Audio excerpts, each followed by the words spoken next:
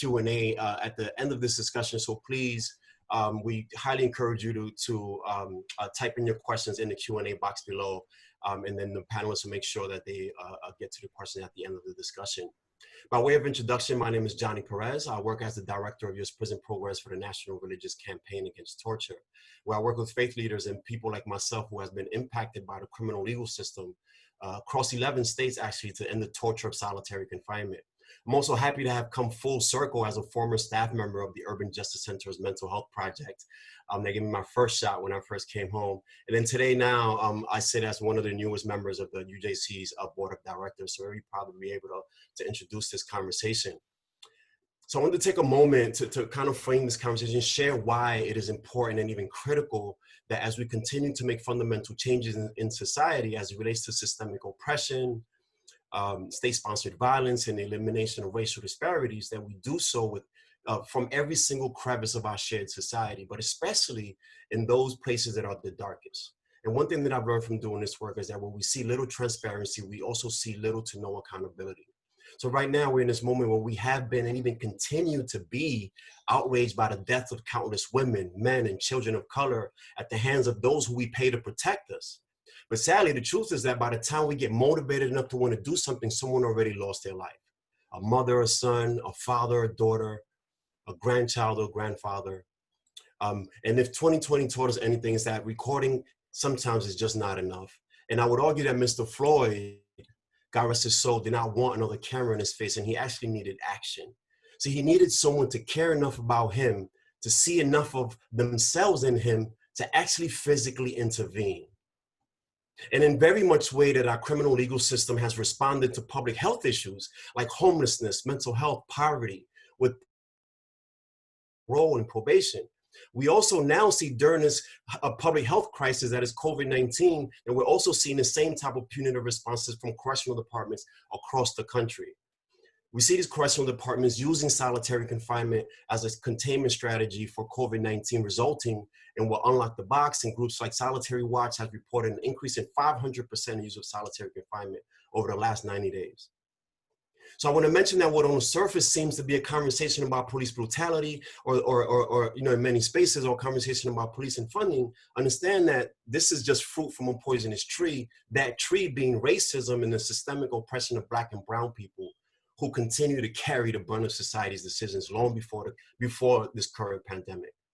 So with framing that, I want to take a step back, and I want to introduce the moderator for this conversation, someone who I've actually had the pleasure of working with over the years, Eileen Rivers, who is on USA Today's editorial board and is the founder and editor of USA Today's online vertical and Policing the USA, which I've also had the pleasure of writing, having public commentary on. Before coming to USA Today, she was an editor and reporter at the Washington Post. You know, Eileen also spent 4 years in the Army as an Arabic linguist and authored Beyond the Call, 3 women on the front lines in Afghanistan, and I really need to read that. So with that being said, I'm gonna pass it over to you, Eileen. Thank you so much, and I really look forward to this conversation. Thank you.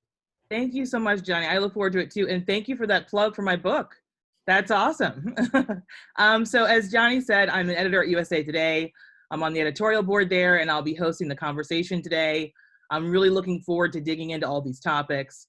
So let me start by introducing the panelists. I'm going to start with Kevin Creary. He has spent more than 20 years in and out of the justice system.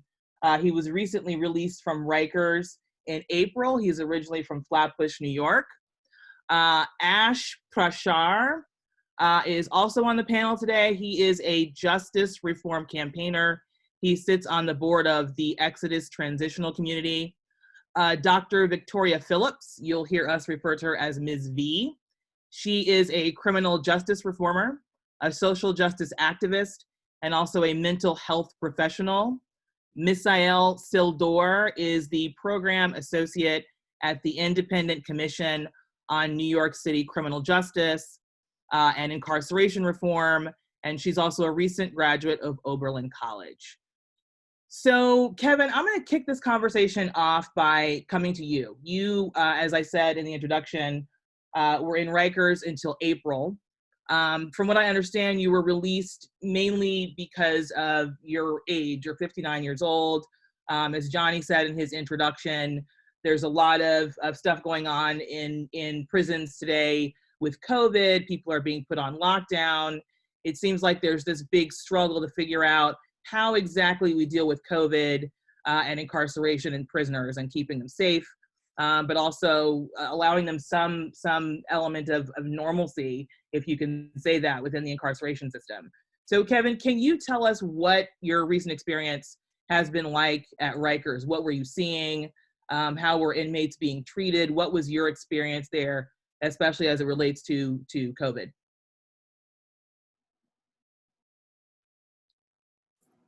Kevin, I think you're muted. Can you hear me now? Yes, we can hear you. Okay.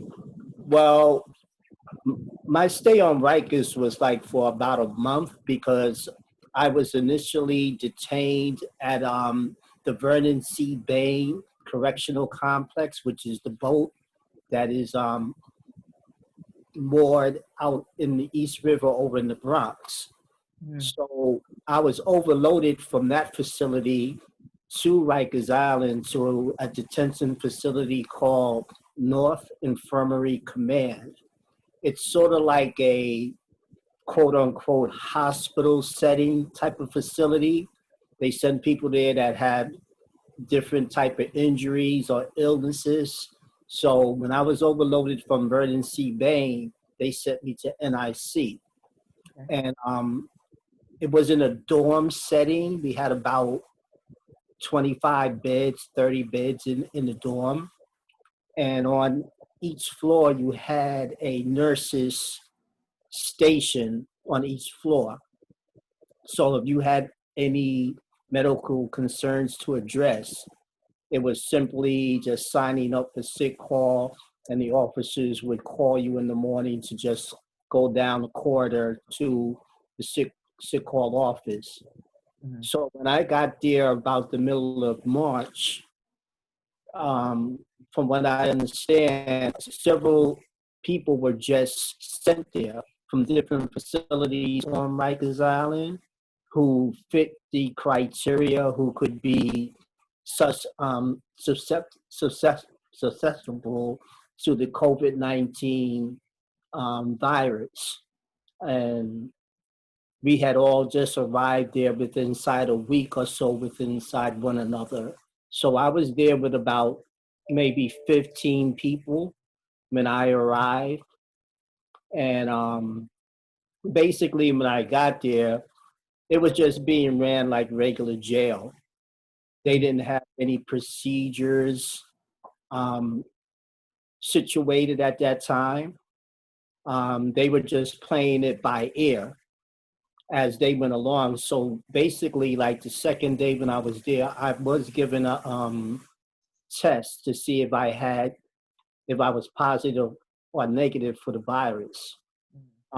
It took about 2 weeks for the test to come back, about a week and a half, almost 2 weeks. But when it arrived, fortunately, I was negative. But there were other individuals there who had tested positive. When those people's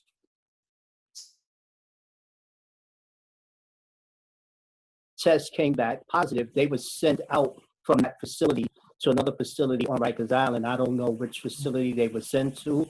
I was heard they were sent to C-76, which was recently closed down several months earlier. That's the sentence facility for city sentence inmates.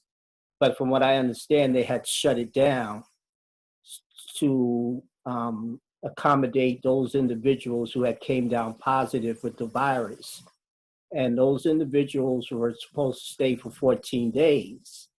But unfortunately, it didn't work out that way. Some individuals that were sent there came back a little bit sooner than the 14-day quarantine period. And some of those folks still showed symptoms of having the virus in some form of fashion, coughing, not feeling well in particular. So those of us that were there who tested negative, we were coming up with questions to correction staff on, this person isn't well. It doesn't look like that person is over their system. their symptoms, Mm. why are they back? Right. So there was no real separation between people who were showing symptoms and people who, like you, had tested negative for this virus. Right. So our questions to correction staff and even to the medical staff, why are these persons back in our presence? Because it appears that you would be putting us at risk, those of us who were still negative, you Right. would be putting us at risk.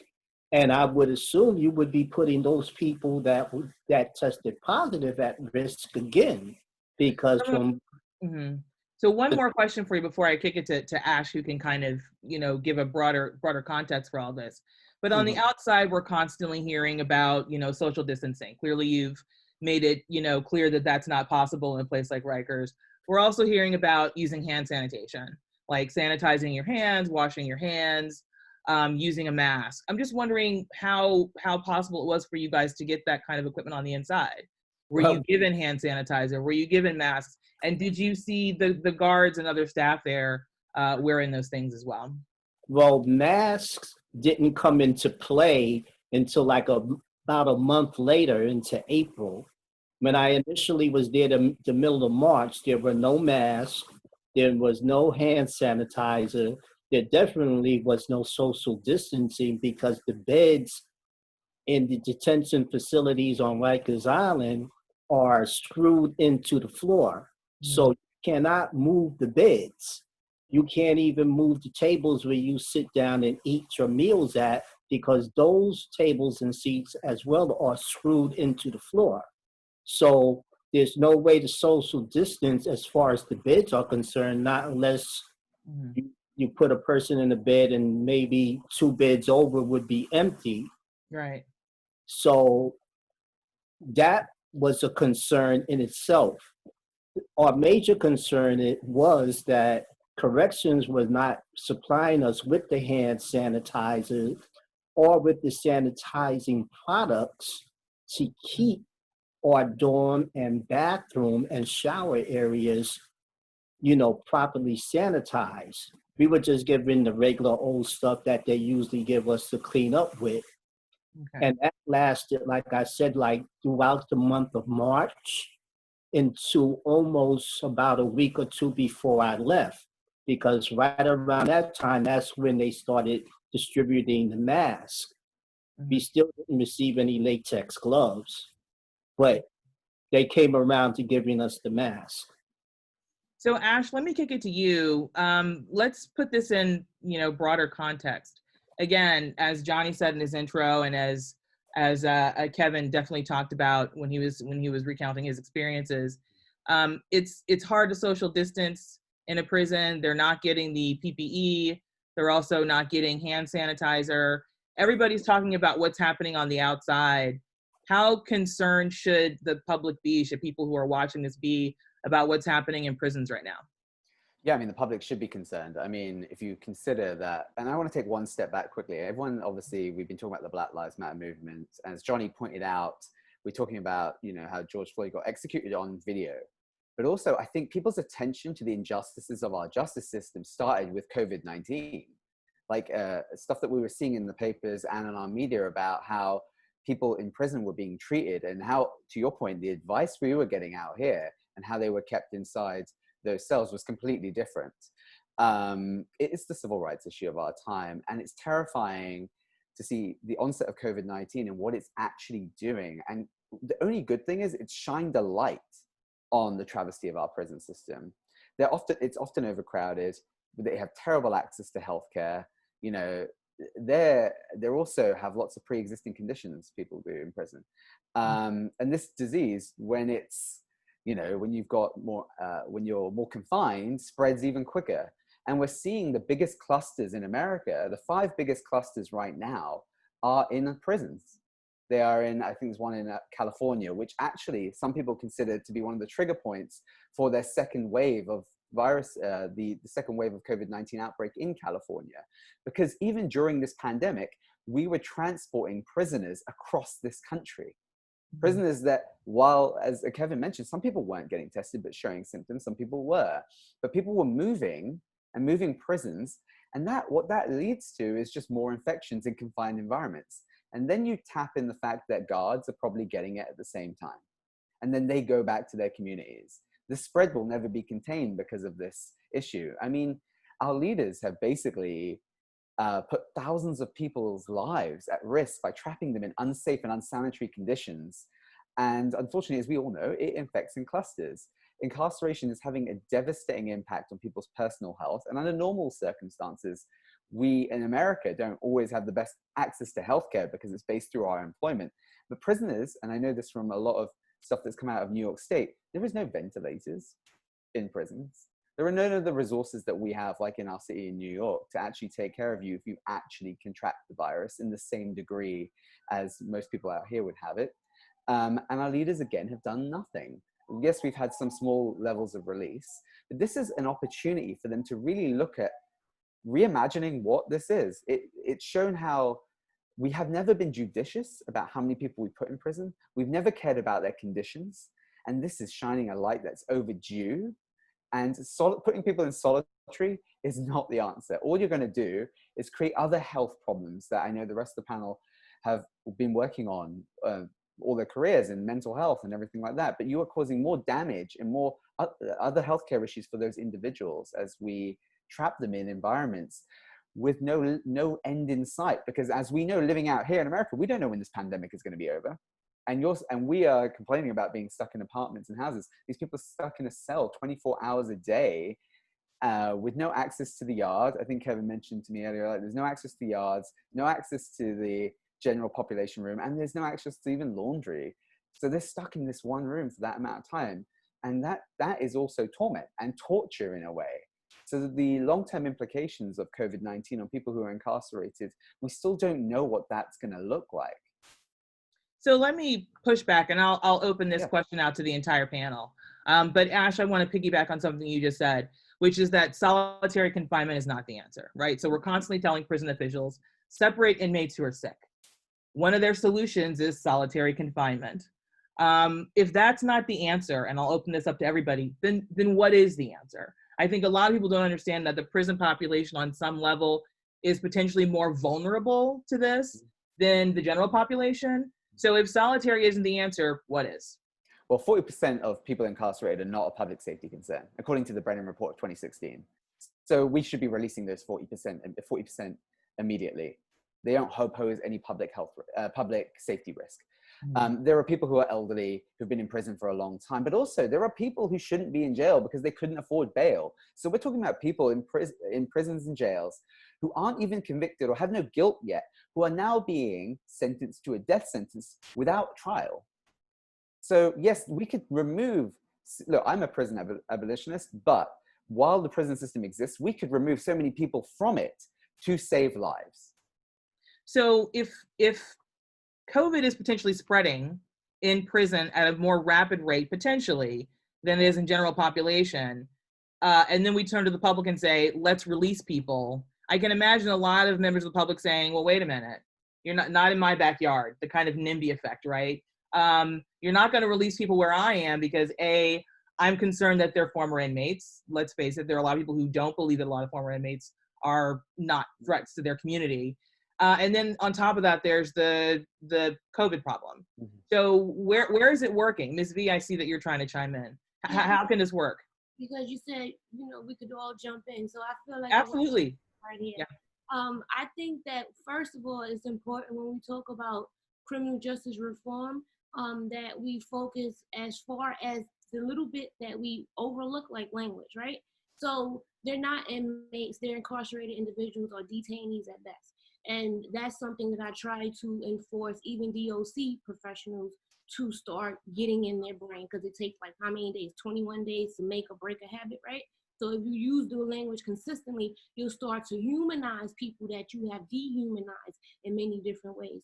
And then for the community, we can't look at them as incarcerated people returning back to our society. We have to look at them as community members, which they are when they left our society, while they were being detained in our society. And when they return back to our communities, they are still members and residents of our communities. And that is how we're supposed to welcome them.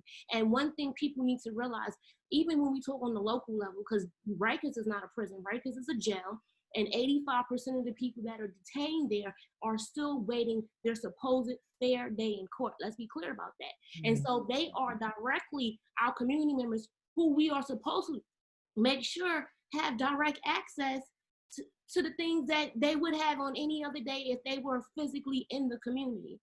And when we start appreciating people in that sense and looking at people in that sense, then we can open our mindset up to the idea of not allowing tragedy behind the walls because it's not being filmed, like on George Floyd's unfortunate death, to really fester in our minds and not accept it. And I think that's part of the problem, because so often the brutality, the horrendous actions that occur are not caught on film. So it's unimaginable.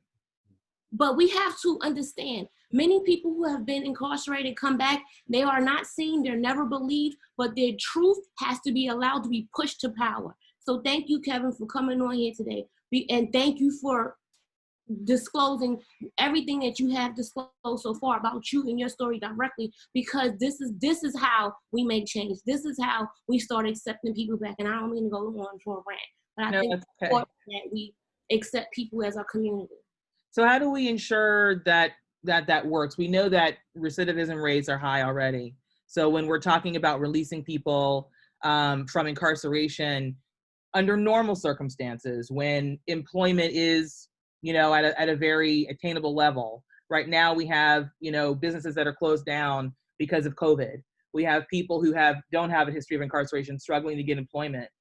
How do we release people now and ensure that they're being released into something that works for them? I mean, first, I just want to carry on what Miss B says a little bit on that, and it kind of gets to your answer. If the pandemic has taught us anything, we're in this together, right? Trying to survive this. And if we acknowledge that all people are worthy of care, and that often these mistakes that they're either accused for or locked up for come from a lack of relationship or housing or food or unmet needs, we change our whole mindset about them being released. And then what you need to do, to your point about what they would come out to, we have a lot of abandoned hotels in this city right now. There's a lot of, you said there's a lot of businesses not going out of business. There's a lot of housing out here in New York that could be, if our city or our governor, or in any state, frankly, wanted to use as housing temporarily, they could. Yes, employment is an issue right now, but there are jobs. I don't believe if we don't try hard enough, I think if we tried hard enough, we could find employment. But there are things like food and housing that we have in abundance. We've just not made it available to everyone in our society. And this is an opportunity to think about how we reimagine all of society at the same time. Right, and I'd also like to add, similar to what Ash has been saying, and back to your earlier question about, people's concerns about decarceration, I think, as Ash has been saying, this pandemic is a moment for reevaluation for everybody, for how our systems work.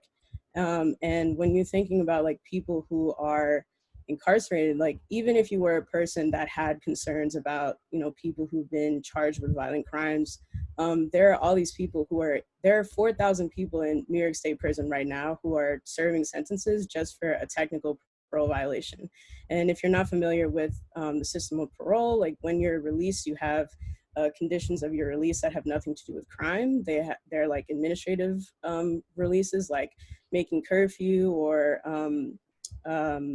reporting to an officer for it in every certain period or something like that, or not what they call fraternizing with people who have been charged with a felony, and things like that become tripwires that have you end up being reincarcerated again. So there are 4,000 people in state prison right now who, even during this pandemic, when decarceration would be the best answer to curbing the spread of COVID in prisons and jail, decarceration, like creating the space for people to socially distance, because there are all these people that don't need to be there for any sort of safety reason. Like there are 4,000 people in state prison right now who are serving sentences up to a year and over that just for missing curfew or things like that, or having a glass of wine because they're not allowed to drink, like things that none of us would ever be arrested for if we did not have those charges looming over us. So when you're, and even today in Rikers, there are 180 people who are accused of a technical parole violation. Why are they there?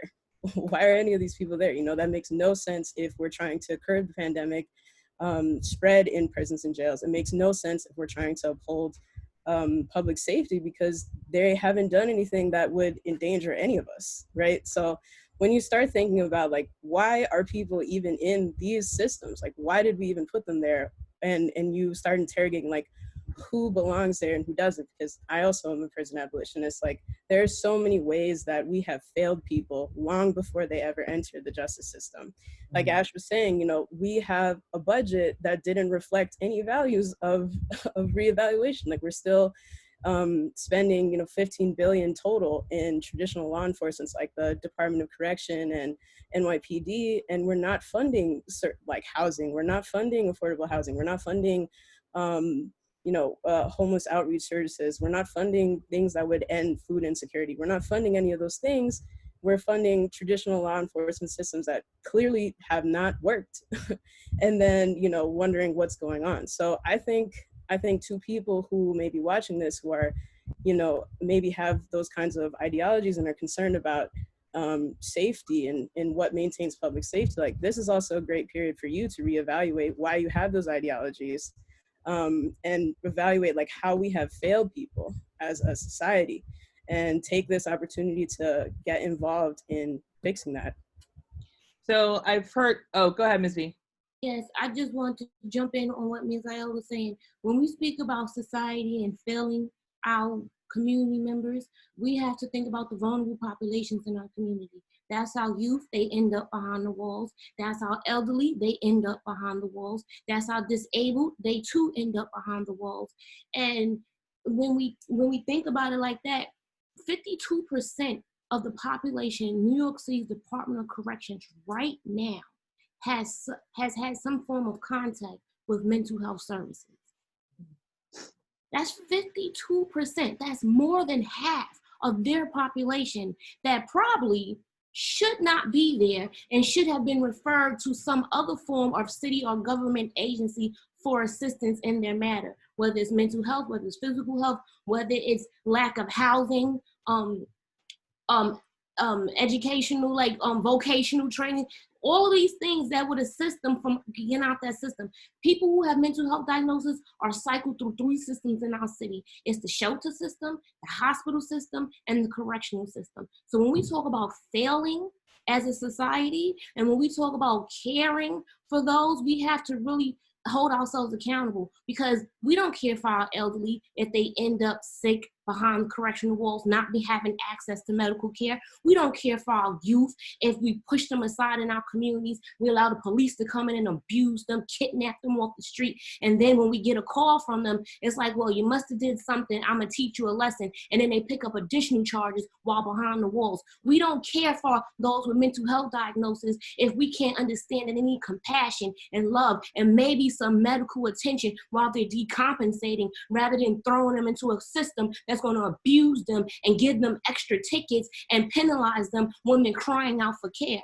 So we don't care. And as a society, we need to start learning how to hold ourselves accountable, because the vulnerable population need us. So I've heard, I heard Ash use this term, and I also heard Misael use this term, abolish the prison system, abolish the incarceration system. We're living in an era now where that word holds a particular trigger, right? Because people are talking about abolishing police departments around the country. And I think when people hear that word, they're not exactly sure what it means. So put that in context. What does it mean to abolish the prison system and the incarceration system? And what would replace it? I think people are worried about that as well. Either Ash or Misael, you can pick that question up. You, Miss Al? So I'm admittedly young and new to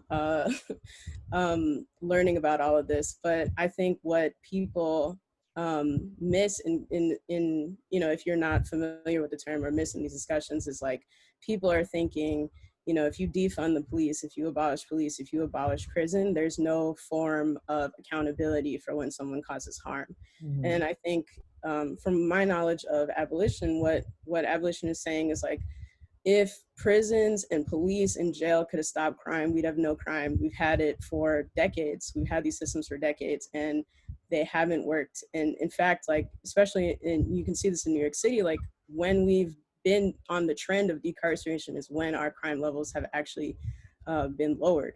So if prisons and jails and policing was all we needed to solve crime, then we would have none of it, and that's not the case. So I think when people are missing these discussions, they're thinking like, if we defund the police, then they don't have the resources and access to protect us if like a violent crime or something like that were to happen, which is not the majority of what police do. That's about 4% of their time. But also, we need to really look at like what are the biggest factors of causing crime, especially violent crime, which is what most people are concerned of. And more like you can take lived experience alone should be enough knowledge of why this happens. But also like there have been studies for decades that have shown like economic insecurity, housing insecurity, food insecurity, lack of meaningful employment, lack of meaningful educational opportunities, lack of community support systems are all factors that lead people into becoming incarcerated. And it's very, everyone who would be like thinking that jail and prison and things are the answer have this idea that if you're someone who's in charge of the crime, you're some kind of like evil sadist that's against humanity. And really much more often than not, this is the product of a system of failure. So if we instead stop putting money, billions of dollars, like I mentioned before, New York City spends $15 billion on correctional agencies. If we stop taking money and putting money into systems that have not eliminated crime, right? They disappear people who cause crime or who have committed crime, but they don't eliminate crime. If we instead take that money and use it to address the things that we have seen cause crime, like the things I mentioned, that would be a way for us to repair systems of harm, to create accountability that doesn't further traumatize people, while also meeting the needs for our communities to prevent crime, especially violent crime, from happening. So I'll let Ash continue if he has more to add. Yeah, I think it goes back to why did we build this system in the first place, right? So, the foundation of all of this is the 13th Amendment. And we have to look back at why this system from policing through to prisons has been built. It was built to enslave people. And if that's the foundation of it, it wasn't built to rehabilitate people or help people or even punish people, frankly. It was built to enslave people. And until that root is ripped out by abolishing this current system, we're never going to have a fair justice system, full stop. Everything Miss Ayal said was perfect. I mean, look, our leaders have invested again and again and again in the existing structures, from policing to the justice system, when they should really be divesting from those structures and investing in community action programs that are founded on empathy, which is crucial. That money could go into people. It could go into preventative social initiatives and help build strong and supportive communities for our young people, our old people, rather than building walls. We need to invest that money outside the prison walls to abolish prisons, because it would significantly reduce that so-called criminal population that they say needs to be punished. And I think the fundamental thing, I think Ms. V pointed out, like, we're not investing in homelessness. We're not investing in mental health. We are punishing poverty. We're not punishing crimes. That's what we're doing right now, instead of looking for solves for that poverty, instead of actually investing in people. So let me push back a little bit. This is again for everybody. I can hear, I deal a lot with the public and readers with what I do for USA Today. And trust me, you're preaching to the choir to some extent here. I'm on the opinion page. We publish columns all the time that say this very thing. And we constantly get pushback of, okay, sure, you can do all the, you can build all the services you want to ensure that people have a good education, to ensure that people are not stuck in poverty and have opportunity. But there are still going to be people who commit crimes. No matter what, like, even if you do all of that, what about those people? How do we deal with that if we're abolishing these systems? How would you deal with somebody who actually commits a crime and maybe deserves punishment? Well, call me utopian. I just think if everyone had an equal opportunity in life, there would be a lot less crime. And like if someone asked me the other day, what does defunding the police look like? I was like, it's the difference between the Upper West Side and Harlem. The most police I've seen in the last 2 years I've lived in the Upper West Side are guarding a statue. What they've invested in the Upper West Side are schools, community centers, health programs, great doctors. And I'm not saying crime doesn't happen here, but I'm just saying that it's greatly reduced because fundamentally we've put money into, in this area, definitely white people. Now, we've not putting that same money into communities of color in any community in New York, or I would say across America, to that same level. And while that's the case, those people might push back, but they're not getting that. They've never let that community get that same level of investment that our governments and our institutions have done for them. Kevin, I'm going to turn to you. You were in the system recently. When you hear Ash and Ms. Ayal talk about services that could have helped people have opportunity, how do you think that applies to your situation? What do you think that would have done for you if you'd had those opportunities before you started, getting into trouble in life? I think that's a very big issue, that needed to be addressed a long time ago, because just like we have preventive medicine now, we should have had preventive measures in place in the communities of color, and not only communities of color, but communities where you have low income people in place to help them achieve, those things that are just natural to have as a human being: food, shelter, and a job. The three basic things in life that people just want to have. I think if we would look at more preventive measures, we wouldn't have to have the need of all this mass incarceration. I think, like all the panelists have stated, Ash and Dr. V, is that all this money that's being applied to police departments and correctional is really money wasted. We have so many other areas here in America that we could address these issues by placing those of us who unfortunately come in and out of the system. There's a reason why, because there's no preventive measures in place in the communities to prevent certain things from happening. I could remember when I was younger, and that was a long time ago, you had community centers, you had the YMCA, and to a lesser extent, you had the Police Athletic League that were in the communities that prevented certain things from happening in the communities. You had better resources, but it seems as time has went on, those resources have been taken out of the community and been placed in policing and into mass incarceration. I mean, it's really a shame here in the richest country on the planet that we have more people per capita incarcerated than any other place on the planet. And that's outrageous. That's insane. There has to be a better way to address what's going on here in our country, and specifically in communities of color and low-income communities where we could do a better job. It seems like we disinvested out of people, like the panelists have been saying. We took money away from people and resources away from the community and placed it where we just want to just lock people up en masse for the most part, like one of the panelists mentioned, a very small part of the population are in there for anything violent. Most of it is nonviolent.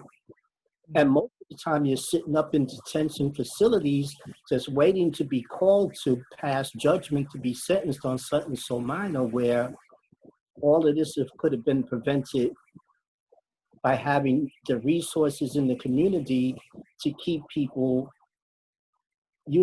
sustained, educational wise, vocational wise, health wise. Like Dr. V mentioned, for mental health, a large part of the population in jail who suffer from mental health crises, that they address it by locking people up, which is absurd. There's better way to address those situations, and I'm hopeful that because all the social justice protesting that's been going on because of George Floyd's unfortunate situation, this has been enlightening people a little bit more, and hopefully the people in power are taking some notice of this and maybe rethinking on what we're doing here in America, and specifically in communities of color. Ms. V, I saw that you were going to chime in before Kevin started speaking. We have a few questions from people who are watching, but Ms. V, I'll give you the last word before we go to those. Oh, you're on mute. You're on mute. Can you hear me now? Yep, we can hear you. I just want to touch because you asked a question about if you remove the police. So you look like you can't hear me. Can you hear me? Well, you faded out a little bit, but you're back. Go ahead. So I think it's very important. I was taught as an Army brat that you don't go out and come home while leaving any of your platoon behind. And so I've taken that mindset while trying to transform the criminal justice system, or the criminal legal system with no justice. And to answer your question, communities can thrive by removing the police. Strong communities make police obsolete. And I truly believe that. And it's been shown by our elders. The Black Panthers, they created the breakfast system. Then our school system took it on. There's so many different ways that communities can protect themselves while still holding their community members accountable when they do wrong. But they don't have to allow someone outside who's not a part of the community, who do not understand the culture of the community, to come in and violate them and their human rights, and most of the time their civil rights as well. And so if we stick to that content, Ms. L and I, we are part of the Justice for Women task force. That's a way of organizing to get different people that's coming home, housing, access to employment. So many different ways of different people that do different things in the community coming together underneath one task force. The Jails Action Coalition, we make sure what's going on in jail is brought to the forefront. There's so many different things that community members can create within their own community to help make change. But they have to be taught how to make that change. They have to be properly funded to be able to make that change. And they have to be reminded by uniting and sticking together is what will get us over this hump and what will create major change across the nation. I love that. I have to remember that quote, strong communities make police obsolete. Did I get that right? That's a great, I have to put that on Facebook or something. Very quotable. That's wonderful. All right, so let's take our first question. It's for Ms. V and Ms. Ayel. This person is asking, what does restorative justice and transformative justice mean in the context of dealing with someone who does cause harm? So you were talking about making prison systems obsolete, but this person's wondering about restorative justice and transformative justice for people who maybe do need something as a form of, I don't know if you want to call that punishment, restorative justice, if they actually have caused harm. Ms. Ayel, why don't you go first? Like I said before, I am admittedly young in all this, but I think people tend to think of crime, especially violent crime, as something that has like a simple cause when they're incredibly complex. If people who are dealing with substance use are they're dealing with that kind of addiction, and then maybe rob somebody that with like a gun or something like that. And that is what people would consider a violent crime. But the root issue is not that the person was, evil, trying to kill people. It's that they're dealing with addiction. And so it's not to say that the person who was harmed doesn't have a right to some sort of accountability process.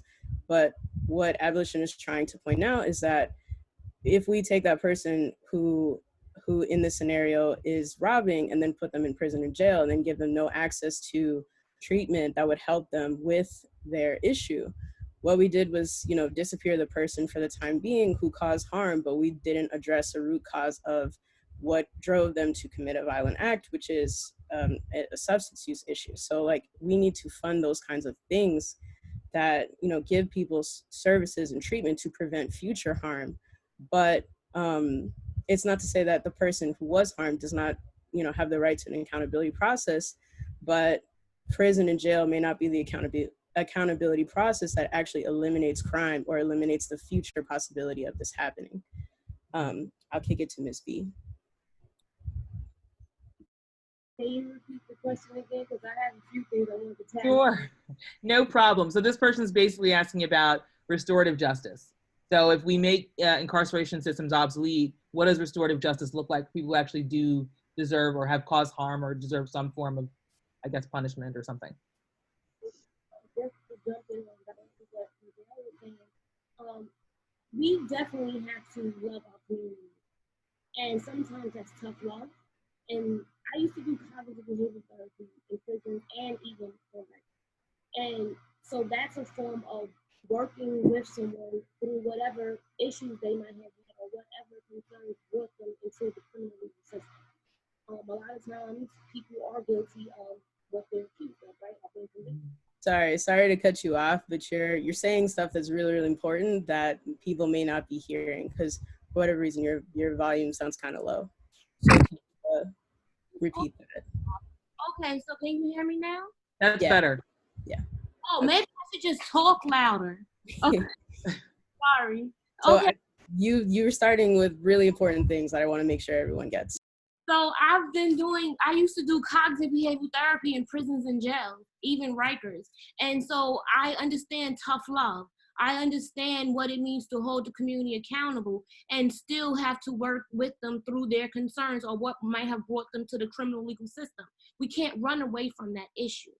And so restorative justice to me is really acknowledging what needs to be addressed, addressing it with who it needs to be addressed with, honestly and non-judgmentally meeting them where they're at, accepting them as the individuals that they are, and actually giving them the tools to be a better and productive person, and then including them into the community upon their reentry. That's I can elaborate, but in a nutshell, that's the overview of what I would present restorative justice at in this conference. Okay. Ash, did you want to add to that? Yeah, I just want to say that we think of ourselves as a really civilized society, and Miss V's pointed out the restorative justice puts the victim in the picture too. Our system is built to punish people, not actually care for the actual victim either. And again, going back to we're a civilized Western society, and what you see in other countries is transformative. I had the privilege of working in Sierra Leone for a project, and it was after the Civil War. And, a lot of child soldiers had to be put back into society, and they committed some horrific acts, not because they wanted to. They were drugged up and told, sent off to war. And I saw healing that makes America look like a third world country. I saw people who had slaughtered other people's families, and that family adopting that child into their community so they wouldn't lose another generation of Sierra Leoneans. Wow. We're not civilized when we think about our justice system. How do we get to that point? I mean, it seems like there's a lot of healing and a long process to get there. Yeah, I mean, they went through a tragic war to get there. But, it shows who we care about. Our justice system doesn't care about communities of colors, isn't afraid to lose a generation of us. And that's where this Black Lives Matter movement is important, because it shows that we should be cared about. Our lives do matter. And if you did care about us, you wouldn't punish us the way you punish us. You wouldn't have police abducting people in Portland. You wouldn't have brutality the way you're seeing on the streets. If our government's structure cared for us, we would be more like Sierra Leone. So I'll ask this question from Linda, who's kind of piggybacking on what you said, Ash, about what's happening in Portland right now. She just wants to get comments overall on the militarization of policing that we're seeing right now. So how do people respond to what they're seeing in Portland, and what should be done to stop that, prevent it? What should be done differently? History is repeating itself, okay? What we're seeing in Portland, I remember standing and busing people down to Ferguson 5-6 years ago and telling people this is an injustice, and if we don't stop it now, we're going to see it again. And we are seeing it again. And as an Army brat, I take great offense to that, because my mother's in the military cemetery with so many other people who fought for the illusion of equity, justice, liberty for all, and it's not seen in this country. It's not felt in this country. And so I have a big problem with that, a major problem with that. And I feel like everyone on this panel and everyone who's listening, it's our duty to do what we can in our communities and even beyond, especially everything virtual now, to make serious and concrete change. We've just let the Patriot Act get out of hand as well. Like, we put this act together after 9/11 when we were all scared, and we applauded it. Not necessarily people on this panel, but everyone in America is freaking out that people abroad are coming here to kill us, and didn't realize there were so many unchecked things there, like being able to abduct our own citizens, like we were abducting people from Middle Eastern descent in other countries and torturing them. Did we not think that was going to happen potentially, or unloaded on us with any unchecked nothing checked or balanced? And we kept renewing that Patriot Act, even under Democrat administrations. So our politicians have let all of us down, because this is the root, that Patriot Act, if you read it today, is the route to fascism. And we're seeing it play out right now in Portland, frankly in New York last night when they picked someone up off the street as well. And the police have got carte blanche to do that because they waive that same thing, that this person is a threat to society, the same way they use that same phrase to describe terrorism. Yeah. I'll go ahead. Just quickly on the issue of militarization of police, you know, like we are in a global pandemic. For, you know, in March, especially when New York was hit especially hard, you know, 700-800 people dying every day. There were healthcare workers without masks, without PPE, like incarcerated people without masks, without PPE, like Kevin was saying. And we have riot gear. We have like every local police department with riot gear, with shields, with masks, with guns, with pepper spray, rubber bullets, all this. So how do we, it's about, you know, reevaluating our values as a society. How do we have a budget and plan and method of execution to suppress people, literally kidnap people, you know, and brutalize them, but we don't have a budget to protect healthcare workers who are trying to save us. You know, we don't have a budget for PPE for essential workers who are trying to help our society in this moment. It makes absolutely no sense. Makes absolutely no sense. Ms. V, did you want to add to that? I want to say that many of the police officers and correction officers in our society are former are veterans. And many times, especially what you see in NYPD in the SRG unit, the Strategic Response Unit, is that many of those officers did many tours overseas in combat. And they come back and you see that they weren't properly debriefed from the military before they went into these law enforcement agencies with how they interact with us in the community in the street, the way they snatch us off. The speaker, Count Corey Johnson, tweeted about being disgusted about observing a video of a constituent being snatched off the street by secret police or however it was. But that's not something that just started. That's something that people are just now able to catch on film because more of us are out and about and conscious to have memory available to record. But that's not something that just started. And these are all things that we need to all as a community pay attention to and verbalize and let everyone else know, hey, you think that abuse is just happening in your area of the country? No, it's happening over here in the woods too. And then mobilize and tear this entire system down. So a question from Faye. How do you screen who is being hired to ensure detainees get the care they need? Maybe that one can go out to Ms. V, since you have worked in the system?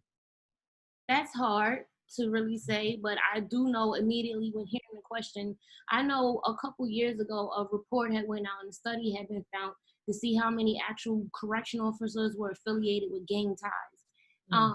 And the report came back that showing that a certain amount of people, I don't want to misspeak, I don't have the numbers in front of me, but a certain amount of people weren't even properly investigated before being offered the job. And that's part of the problem. Because when we tell city council members, when we tell the Board of Corrections that organized crime goes on behind the walls, and many times the things that occur is initiated because of an officer or by an officer, it gets overlooked.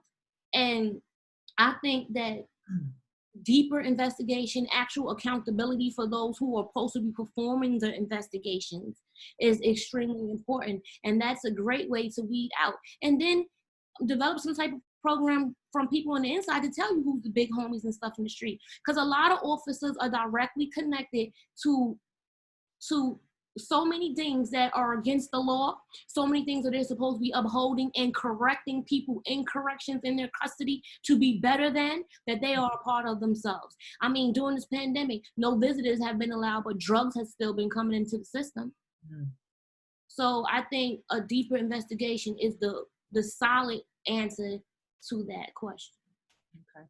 A question from Mary Rinaldi. There were a lot of people who mentioned things like turning closed hotels into quarantine housing for people who are released, galvanizing the community and other organizations to support people who are returning home. So Mary's question is, how do we force governments like New York City, New York State, to take those specific steps because of COVID? I'll open that up to anybody who wants to answer that one. I mean, I'll have a go. I mean, we need to redefine what society looks like. I mean, we often use that dirty word, socialism. Like, I grew up in London, in the United Kingdom. We're technically a socialist government. We have free healthcare. We have free education. We have a lot of free things. Yet we're America's number one ally, and we still have a kind of capitalist country at the same time. Our government spends money. It's not perfect by any means, but it spends money on things we need. And our governments here need to start thinking about what they're about to see is a lot of reductions of their budget because we've had to spend a ton of money with COVID. So they have to think about how they spend it wisely. Again, it goes back to defunding the police, defunding the prison system, and when putting those dollars into social housing, into mental health practices, and into homeless shelters, frankly, all those things to take care of the people that they're supposed to represent. And it's up to us to make sure we vote them out if they don't now. We need to be, this is our moment to make real systemic change. And, you know, if these officials right now aren't going to do that, then in New York specifically, the next elections next year, let's vote them out and make sure our budget is used to support our people, not institutions that are supposed to punish our people. Okay, one last question. It's 1:30. I know we're supposed to be wrapping this up soon, but I wanted to just get this one last question in here. Would it make a difference, and this is kind of an interesting question because I know there have been studies on about this, if police forces accurately represented the racial makeup of the community? There are some studies that show that that does make a difference and others that show that it doesn't. I'd like to get everybody's view on this. Why don't we start with you, Ash? Everyone talks about the answer to this, and even the NYPD just released it. More community policing, more community policing. I will go back to it. I think it's something that hopefully all the panel will kind of agree with. I mean, more resources in the community. And then let's talk about how, if we need any police presence at all, you know, our community can police our people better than the police they can that operate right now. Look, if you are going to have some sort of police force, I'd rather they live and understand the people they police as well. Like, I'd rather they come from my apartment building or they come from my community, so they know everyone and they understand the issues. Look, it's not a science, but I would go down and invest in the root of sorting out those social issues so we don't even need them in the first place. So regardless of the racial makeup, you think? Yeah, we have to police our own community and get rid of it. All right. Go ahead, Ms. Al. Just that, like, so about half of the NYPD force is people of color. And, you know, it has made no difference in terms of police brutality. It really hasn't. And the leadership is overwhelmingly white. And as we've seen from the videos during recent protests, like police officers throwing up white power signs and things like that, like there's a huge issue of white supremacist ideology, potentially white supremacist leadership. So that doesn't matter if these are the people training how officers are supposed to interact with people, because like all these things say back the blue is the color they're talking about. It's not us, it's not black or anything else, it's blue for a reason. So I personally think it makes a difference, though I would prefer someone from my community in the police while we still have police. But if training is by violent ideology, it doesn't matter what color you are, to me. Okay. Ms. V? I agree with Ms. Ayala and Ash. I totally agree that if we had to have police, making sure that they were from the community would assist in holding them accountable to the community. But at the same time, when we talk about police, or we even talk about DOC right here in New York City, they are predominantly Black and brown people who are put in place to oversee the incarcerated individuals. But it reminds me directly of white supremacy and the culture of enslavement. Slave masters had overseers on their plantation that represented my people, that still upheld what the slave master wanted, while people were forced to be abused and work in the fields and slave, and just in inhumane conditions. And so that's exactly how I see the law enforcement and DOC in this city. And when you look at DOC's higher management from the commissioner on down, it's not really people of color at all. Over the last few years, the more and more that they've pulled away from actually communicating with us advocates and people on the advisory boards for adolescent and young adults, the higher ups have become more and more white, not even people of color, which could be brown rather than saying Black, but just white. And that concerns me, because when we go back to the white supremacy culture, we go back to not understanding how to completely change, and we go back to the 9 federal monitors Nunez reports that have been coming out consistently for every 6 months since the lawsuit with the federal government, against Rikers and the brutality consistently has not gotten better, but has only gotten worse. And you look at the management and the shifts, I don't believe that more Black people or brown people in a position of an agency that's ran underneath white supremacy ideology will be successful in change. So Kevin, you had the first word when we started the conversation. I'll give you the last word as we end it. What do you think about that? Do you think having more people of color on police forces would make a positive difference? Oh, Kevin, you're muted. Can you unmute? Oh, there you go. There you go. You can hear you now. Yep. Well, just like the other panelists stated, I don't think the color makes too much of a difference, because just like most of the panelists said, you have to really have people from the community there. But more so than that, the resources have to be put back in the community to help people achieve and to sustain themselves in the community. I'm a big advocate of putting the resources at the grassroots level that can help people sustain themselves. I mean, you can have diversity in the police department or in corrections, but just like Dr. V said, there's not going to be too much of a difference, because the mindset of what they are trained to believe, to how to police over us or to correct us in corrections, is not going to change, because they're still going to answer to that, to that white supremacist theology. So we have to start by putting resources where they need to be, putting proper health care, housing, vocational training. Those type of things will help alleviate some of the problems that are in the communities right now as we speak. We need better housing, we need better health care, we need better vocational training, job training. Those things are what really matter. and will help, you know, subside all of the things that are happening out in our communities. If the resources are put back into the grassroots level and back in place, I think you will see all of these problems subside.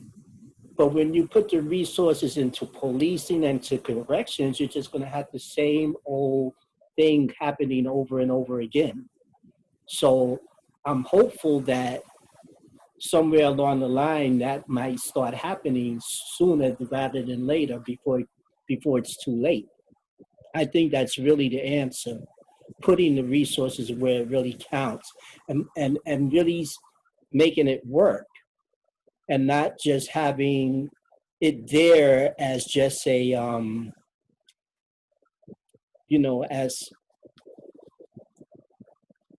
just having it there just to say, oh God, they lost me. Got it. Okay, putting the resources where they really work. That's a great statement to end this all on, I think. Thank you so much, Ash, Ms. V, Kevin, Ms. Ayel, for joining us today. Thanks to all the participants who've been watching and submitting their questions. Great questions, great discussion, and hopefully the discussion will continue on platforms like this and throughout the country until we come up with some real solutions here. Thanks, everybody.